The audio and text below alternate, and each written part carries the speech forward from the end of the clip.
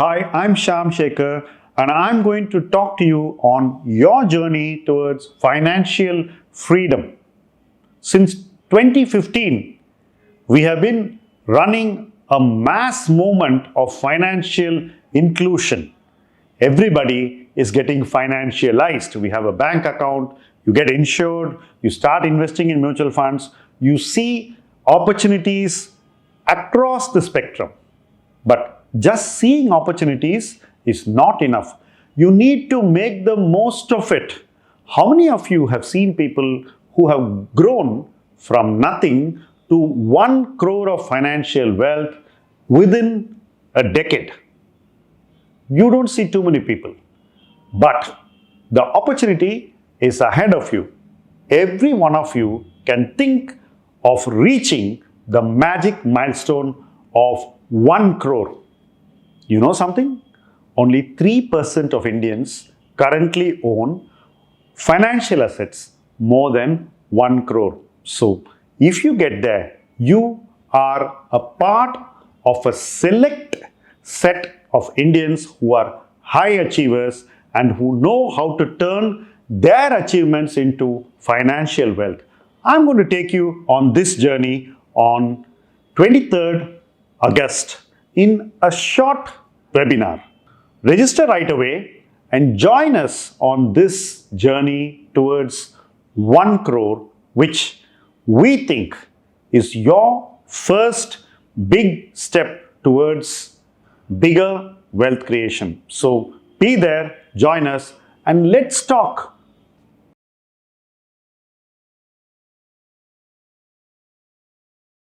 இந்த வாரம் காலையில் 11 மணிக்கு உங்களுக்காக 2 இன்ட்ரெஸ்டிங்கான வெபினார்ஸ் காத்துட்ருக்கு.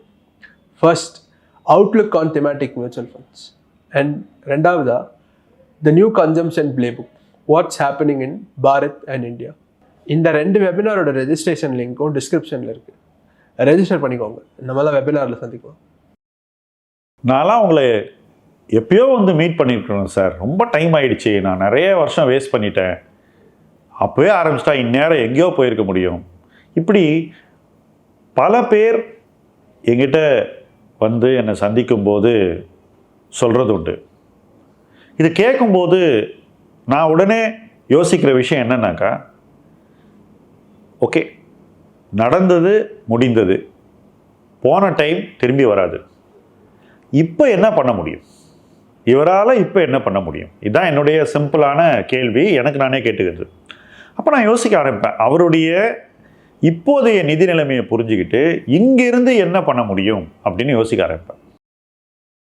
எப்போவுமே ரிக்ரெட் அப்படிங்கிறது நமக்கு இருக்கத்தான் செய்யும். ஏதோ ஒன்று செய்ய தவறிட்டோன்ற அந்த வருத்தம், இப்படி இருந்திருக்கலாமே அப்படின்ற ஒரு ஏக்கம், இவ்வளவு நேரம் கடந்து போயிடுச்சே அப்படின்ற ஒரு வலி, இது எல்லாமே எல்லாருக்குள்ளேயுமே ஏதோ ஒரு வகையில் ஏதோ ஒரு விஷயத்துக்கு இருக்க தான் செய்யும். ஆனால் இந்த உணர்வுகளை நம்ம எப்படி டீல் பண்ணுறோம் அப்படிங்கிறது தான் ரொம்ப முக்கியம். ஃபஸ்ட்டு இதை டீல் பண்ணி தான் ஆகணும். இதை டீல் பண்ணாமல் மேலும் டைமை வேஸ்ட் பண்ணுறதுங்கிறது என்னை பொறுத்த வரைக்கும் not right, not advised. So இந்த ரிக்ரெட், இந்த அழுத்தம், இந்த கோபம், இது எல்லாமே நம்ம டீல் பண்ண வேண்டியது. எப்படி டீல் பண்ணுறது? இன்னையிலேருந்து நான் என்ன பண்ண போகிறேன் அப்படின்னு யோசிக்கிறது தான் என்னை பொறுத்த வரைக்கும் நாம் இதை சரியாக கையாளும் முறை. That way we will deal with it hard and square. ஸ்ட்ரெயிட்டாக இறங்கி அடிப்போம். இப்போ நான் சொன்னேன் இல்லையா, இந்த மாதிரி பேசும்போது நான் யோசிக்கிறேன் இவர் என்ன பண்ண முடியும்னு. இப்போ நான் யோசித்து அவர்கிட்ட அதை சொல்கிற மாதிரி அவரே யோசிக்கலாம், தப்பில்லை. எல்லாராலையும் யோசிக்க முடியும். டைம் போயிடுச்சு, இவ்வளோ வருஷம் வேஸ்ட் ஆகிடுச்சு, இதுக்கு முன்னாடி இவ்வளோ பண்ணியிருக்கலாம் அப்படின்ற அந்த எண்ணங்களை நம்ம சரி இன்னையிலேருந்து அடுத்த 5 வருஷம் என்ன பண்ண போகிறோம், நம்மளால் என்ன பண்ண முடியும், நம்ம பண்ணக்கூடியது இந்த கால இழப்பை ஈடு செய்யக்கூடிய முயற்சியாக இருக்கிறதா, இந்த கேள்வியை நம்மகிட்ட கேட்டுக்கணும். இப்போ ஒரு சீக்ரெட் ஷேர் பண்ணுறேன். 40 இயரில் ஆரம்பித்து ஒருத்தருக்கு நான் உருவாக்கிய ஃபைனான்ஷியல் ஃப்ரீடமும் அதுக்கு மேலே அவர் உருவாக்கிய செல்வமும் தான் என்னுடைய ப்ரொஃபஷனல் லைஃப்லேயே ஹையஸ்ட் சக்ஸஸ் கொடுத்த விஷயம்னு நான் உறுதியாக சொல்லுவேன். ஸோ ஆக்சுவலாக பார்த்தீங்கன்னா ப்ரொஃபஷ்னலாக எங்கிட்ட யாருமே 20 வயசில் வந்து நான் 40 வயசில் ரிட்டையர் ஆகணும் அல்லது 40 வயசில் நான் வந்து முழு நிதி சுதந்திரத்தை அடையணும், அதையும் மீறி ஒரு இடத்துக்கு போகணும்னு சொல்கிறதில்ல. ஏன் 25 வயசுலையும் யாரும் வந்து இந்த மாதிரி எங்கள்கிட்ட பேசுறதில்ல, 30 வயசுலையும் யாரும் வந்து பேசுறதில்ல, 35 வயசில் ஒரு சில பேர் வர்றாங்க. ஸோ 30ஸ்ல இந்த தாட் நிறைய பேருக்கு உதிக்குது, அதுவும் மிட் 30ஸ்லேருந்து லேட் 30ஸ்ல. ஆனால் நாங்கள் சந்திக்கக்கூடிய நபர்கள்லேயே பெருவாரியானவர்கள் ஜஸ்ட் 40 டச் பண்ணவங்க. அவங்க கிட்ட தான் இந்த ரிக்ரெட் ரொம்ப அதிகமாக இருக்குது. அவங்க உணர மறுக்கிறது என்ன விஷயம்னாக்கா, முக்கால்வாசி பேருக்கு இந்த எண்ணங்கள்லாம் வர்றதே மிட் 30ஸ்லேயும் லேட் 30ஸ்லேயும் தான் அப்படிங்கிறது. ஏதோ தாங்க ரொம்ப பின்னாடி போயிட்டோம் அப்படின்ற ஒரு ஃபீலிங் தான் அவங்கள திங்க் பண்ண விடாமல் செய்யுது. ஸோ முக்கால்வாசி பேர் 30ஸ்ல, அதுவும் மிட் 30ஸ்ல யோசிக்க ஆரம்பிக்கிறாங்க. நீங்கள் 40 இயர்ஸில் ஆரம்பிக்கிறீங்க அல்லது ஏர்லி 40ஸ்ல ஆரம்பிக்கிறீங்கன்னா நீங்கள் ஆக்சுவலாக இழந்த காலகட்டம் ரொம்ப அதிகம் இல்லைங்கிறதா இங்கே மையப்புள்ளி. Yo last a few years, yes agreed. ஆனால் இப்போ ஆரம்பித்து இழந்த காலத்தை ஈடு செய்ய முடியுமாங்கிறதா நீங்கள் உங்களை கேட்டுக்கொள்ள வேண்டிய கேள்வி. எப்படி செய்யணுன்றது அடுத்த கேள்வி. எங்களை போன்றவர்கள், அதாவது இதை ப்ரொஃபஷனலாக பார்க்குறவங்க இந்த 2 விஷயத்தை தான் திங்க் பண்ணும். நான் சொன்னேன் இல்லையா, இவங்க சொல்லும்போது என் மைண்டில் என்ன தோணுதுன்னு, இது அந்த திங்கிங் தான், அதன் வெளிப்பாடு தான்.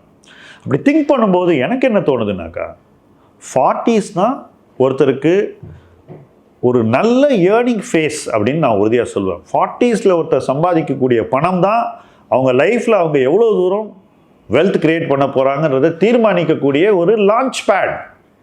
ஏன்னா அங்கே தான் அவங்களுக்கு வந்து சேவிங் பொட்டன்ஷியல் ரொம்ப ஹையாக இருக்கும். ஏன்னா சேலரி வளர்ந்து வளர்ந்து வளர்ந்து ஒரு பாயிண்ட்டுக்கு மேலே அது பிரேக் அவுட் ஆகக்கூடிய ஒரு காலகட்டம். ஸோ யாருக்கெல்லாம் இந்த சேலரி பிரேக் அவுட் வருதோ, சில பேர் வெளிநாட்டில் போய் வேலை செய்வாங்க, சில பேருக்கு வந்து ஒரு இண்டஸ்ட்ரி சேஞ்ச் கிடைக்கும், ஒரு ஜாப் சேஞ்ச் கிடைக்கும், ஒரு ரோல் சேஞ்ச் கிடைக்கும், சில பேர் வந்து வளர்ந்து ஒரு மேனேஜரியல் லெவலில் வந்து அந்த இடத்துல ரொம்பவே எக்ஸல் பண்ண ஆரம்பிப்பாங்க, சில பேர் அதையும் மீறி ஒரு டைரக்டோரியல் லெவல் வரைக்கும் வருவாங்க, வைஸ் பிரசிடென்ட்ஸ் ஆகிட்டு அதுக்கும் மேலே போவாங்க. ஸோ அந்த பதவிகள் வரும், சம்பளம் ஒரு ஹை ஜோனில் வந்து நிற்கும். அப்போ அந்த இடத்துல உங்களுடைய சேமிப்பு திறன், சக்தி அதுக்கு முன்னாடி இருந்ததை விட கணிசமாக அதிகமாக இருக்கும். இதுதான் எனக்கு இருக்கக்கூடிய அப்சர்வேஷன், இதுதான் நான் பார்க்கக்கூடிய ஸ்ட்ரென்த்.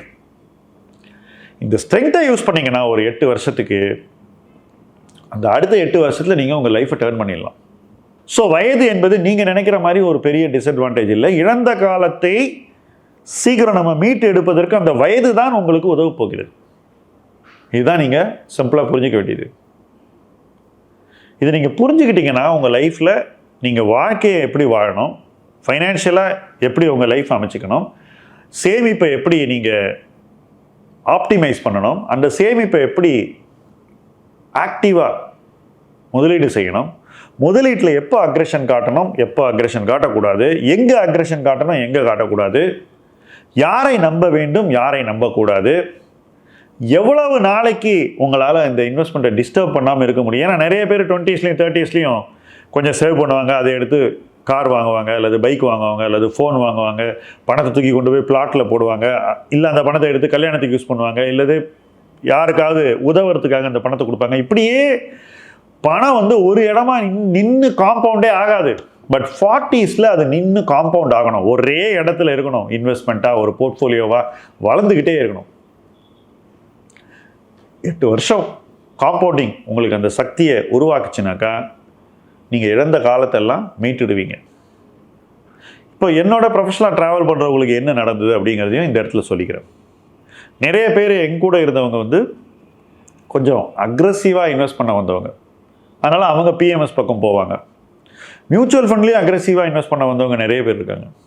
இவங்க எல்லாருமே இன்வெஸ்ட் பண்ண வந்தது ஒரு குறிப்பிட்ட ரிட்டர்னை எதிர்பார்த்து, ஆனால் அவங்களுக்கு கிடைச்ச ரிட்டர்ன் என்னங்கிறது இருக்குது, பப்ளிக் டொமைன்லேயே இருக்குது, நீங்கள் பார்த்துக்கலாம்.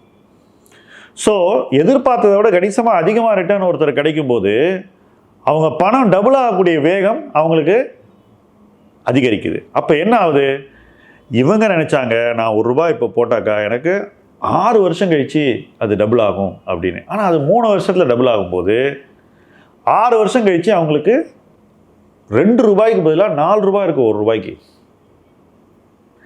அப்போ நிதி சுதந்திரம் ஒருத்தருக்கு சீக்கிரம் கிடைக்கிறதுக்கான வாய்ப்பு உருவாகிறது. என்னுடைய ப்ரொஃபஷ்னல் எக்ஸ்பீரியன்ஸில் எந்த அளவுக்கு ஒருத்தருக்கு ஃபைனான்ஷியல் ஃப்ரீடமை சீக்கிரம் கொண்டு சேர்க்க முடியும் அப்படிங்கிறது தான் என்னுடைய முழு ஃபோக்கஸ். அதுதான் என்னுடைய குறிக்கோள். ஏன்னா ஒருத்தருக்கு ஃபைனான்ஷியல் ஃப்ரீடம் நம்ம சீக்கிரம் கொண்டு வந்து சேர்த்துட்டோன்னா அவருடைய நிதி ஆதாரம் பெருகும்போது அவர் இன்னும் நம்பிக்கையோடு அதிக முதலீடுகள் செய்வார், சேமிப்பை இன்னும் சீரமைப்பார்.